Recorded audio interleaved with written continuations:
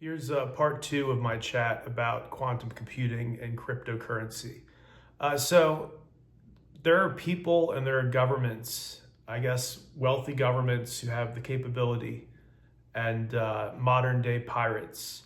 What they do is they capture encrypted internet traffic. So when you go on a web browser and it starts with HTTPS and has that little secure lock logo or icon, and you're putting in your credit card details or secure email to your employer or whatever it is. All that stuff is traversing the internet and nobody can unlock it because it's encrypted. And yet people are grabbing all that data. So these are called intercept now, decrypt later attacks. They're intercepting all this traffic now in the hopes that one day in the near future, quantum computers will be powerful enough to actually decrypt all this stuff. And then the world's biggest secrets, as well as everybody's bank accounts, as well as everybody's credit cards, it just becomes clear text to somebody with a powerful enough quantum computing system. That's the future we're looking at. And people saying, oh, crypto is immune to quantum computing. It's absolutely not immune. This is a situation where Google's Willow Chip, as I said in yesterday's video, and the 5 minutes that it was operational, it did more computation than the world's best supercomputers could have done if they had been turned on at the start of time during the Big Bang or shortly after, and were running continuously until the present day. It did more work in 5 minutes than those supercomputers would have been able to do since the start of space and time. So this is highly disruptive. And the fact there are people out there like the Pharma Bro, Martin Shkreli, saying that he's going to start shorting quantum computing stocks because he sees it as a bubble like the dot-com era. I couldn't disagree more. I don't want to get in an argument with that person or anybody else, but I could not disagree more. One of the largest quantum computer companies on the stock market has a current market cap that's less than the company that owns the Dunkin' Donuts brand. So holding the Dunkin' Donuts sacred brand apparently worth more to the market than the most successful quantum computing company that trades publicly.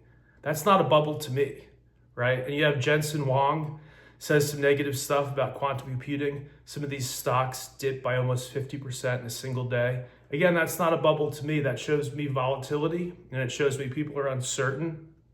And that's exactly where I want to be. So people ask for my thoughts on Bitcoin and Ethereum. Look, Bitcoin's great. If inflation is the problem, Bitcoin is the solution. But this quantum computing thing is the new thing. I was talking about Bitcoin long ago before all these people and institutions like BlackRock and Franklin Templeton and Fidelity came along and said, hey, this is good stuff. I was talking about it years ago. And now I'm saying the quantum computing thing is not just good stuff, it's the necessary next step. All these AI apps and stuff, you can't run them on graphics cards forever. We either make the hop to quantum computing or we're stuck in some kind of hell where you have to constantly add to your computational power. That's not the future. So of course the CEO of Nvidia is going to come out and say that quantum computing is garbage. Of course he's going to say that. But this for me is fertile ground. There's uncertainty, there's volatility, which to me personally, not financial advice, it shows me there's money to be made. So I don't see a bubble at all. I see the start of a legitimate new industry, which I explained further in video 1. So that's what I felt like talking about. And some people said, why don't you go back to talking about what got you canceled from half the internet 7 years ago? Hey, I'd rather not. I think there are other people who are younger and are on top of all that stuff, P. Diddy and the freak-offs and all the stuff Liz Crocken talks about. There are other people on that. I want to talk about smart stuff that's for me.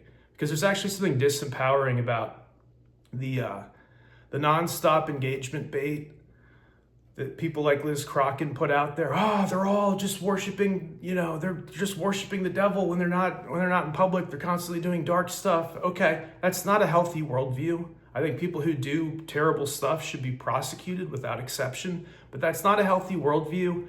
And it gives you this weird excuse if you're kind of a smart person or if you're kind of intuitive. It gives you this weird cop-out where you can say, hey, I'm not participating because it's a total clown world at the top. So I don't have to get a good job. I don't have to make money. I don't have to start a family because it's all garbage at the top. Who cares what it is at the top?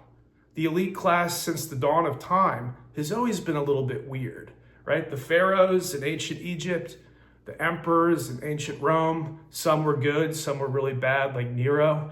There's always been a corrupt elite class. If you use that as the excuse to not engage in the world, hey, that's on you. I guess the elites won if that's the case.